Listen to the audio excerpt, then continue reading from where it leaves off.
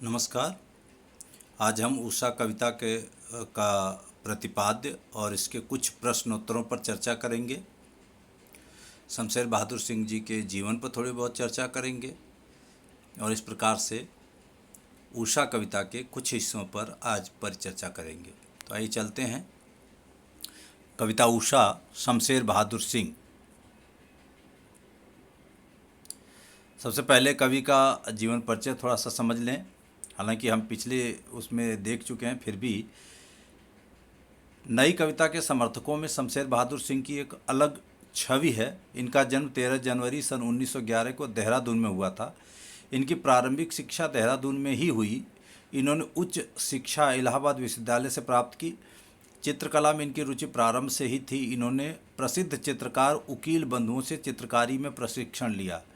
इन्होंने सुमित्रानंद पंत के पत्र रूपाभ में कार्य किया। 1977 ईस्वी में चुका भी हूँ नहीं मैं काव्य संग्रह पर इन्हें साहित्य अकादमी पुरस्कार से नवाजा गया। इन्हें कबीर सम्मान सहित अनेक पुरस्कार मिले। सन 1993 में अहमदाबाद में इनका देहांत हो गया। रचनाएं। शमशेर बहादुर सिंह ने अनेक विधाओं में रचना की। इनकी प्रमुख रचनाएं निम्नलिखित हैं।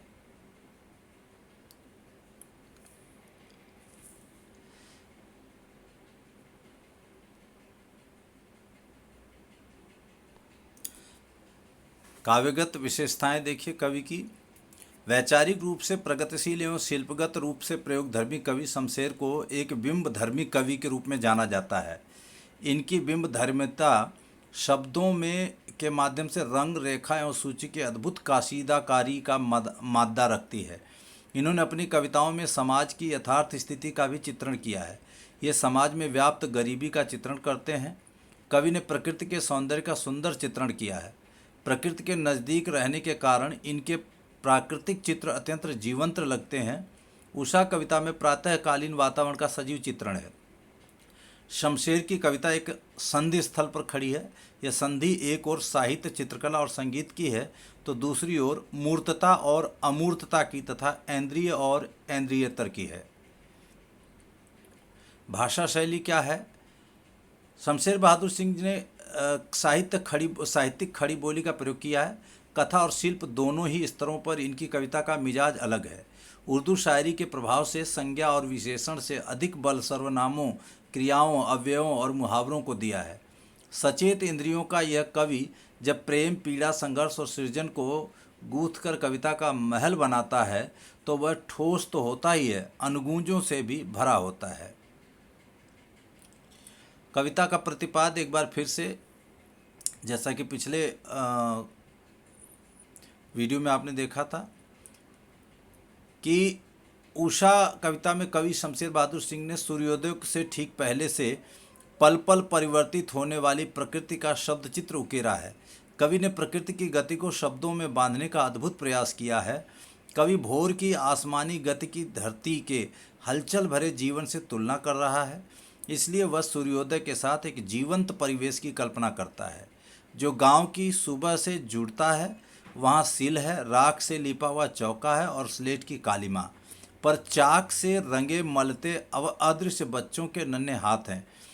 कवि ने नए बिंब, नए उपमान, नए प्रतीकों का प्रयोग किया है। यहाँ हम काव्य सौंदर्य बोध संबंधी प्रश्न करेंगे, क्योंकि कविता का भावार्थ सरलार्थ हम समझ चुके हैं इससे पहले ही। तो यहाँ देखिए, ये सीबीएसई में पूछा गया प्रश्न है। प्रात नभ था बहुत नीला शंख जैसे, भोर का नभ राख से लिपा हुआ चौका अभी गीला पड़ा है। बहुत काली सिल जरा से लाल केसर से कि जैसे धुल गई हो, स्लेट पर या लाल खड़िया चाक मल दी हो किसी ने। नील जल में या किसी की देह गौर झिलमिल देह जैसे हिल रही हो, जादू टूटता है इस उषा का अब सूर्योदय हो रहा है। तो पूरी की पूरी कविता है। आइए इसके काव्यगत सौंदर्य संबंधी प्रश्न देखते हैं। तो पहला प्रश्न है, काव्यांश में प्रयुक्त उपमानों का उल्लेख कीजिए। तो उत्तर देखिए, काव्यांश में निम्नलिखित उपमान प्रयुक्त किए गए हैं। नीला शंख सुबह के आकाश के लिए, राख से लिपा हुआ चौका भोर के नभ के लिए, काली सिल अंधेरे से युक्त आसमान के लिए, स्लेट पर लाल खड़िया चाक भोर से नमी युक्त वातावरण में उगते सूरज की लाली के लिए, नीले जल में झिलमिलाती गोरी देह नीले आकाश में आते सूरज के लिए। अगला प्रश्न है, कविता की भाषागत दो विशेषताओं की चर्चा कीजिए, अथवा किन उपमानों से पता चलता है कि गांव की सुबह का वर्णन है। तो देखिए, कवि ने नए उपमानों का प्रयोग किया है और ग्रामीण परिवेश का सहज शब्दों में चित्रण किया। अथवा जो दूसरा इसी का है, किन उपमानों का से पता चलता है कि सुबह का वर्णन है। तो देखिए, इसमें दो उपमान दिए हैं, राख से लिपा हुआ चौका और बहुत काली सिल पर किसी ने लाल केसर मल दिया हो। अगला प्रश्न है, भाव सौंदर्य स्पष्ट कीजिए, नील जल में या किसी की गौर झिलमिल देह जैसे हिल रही हो।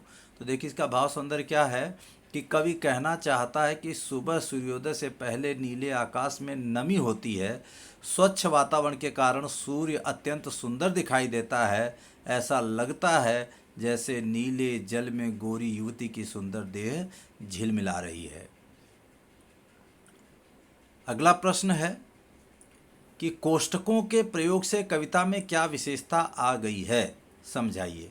तो देखिए, उत्तर है, कवि ने कोष्ठकों का प्रयोग किया है। कोष्ठक अतिरिक्त जानकारी प्रदान करते हैं। जैसे कविता में कोष्ठक में दी गई जानकारी अभी गीला पड़ा है से आसमान की नमी व ताजगी की जानकारी मिलती है। दूसरा प्रश्न है, काव्यांश में आए किन्हीं दो अलंकारों का नामोल्लेख करते हुए उनसे उत्पन्न सौंदर्य को स्पष्ट कीजिए।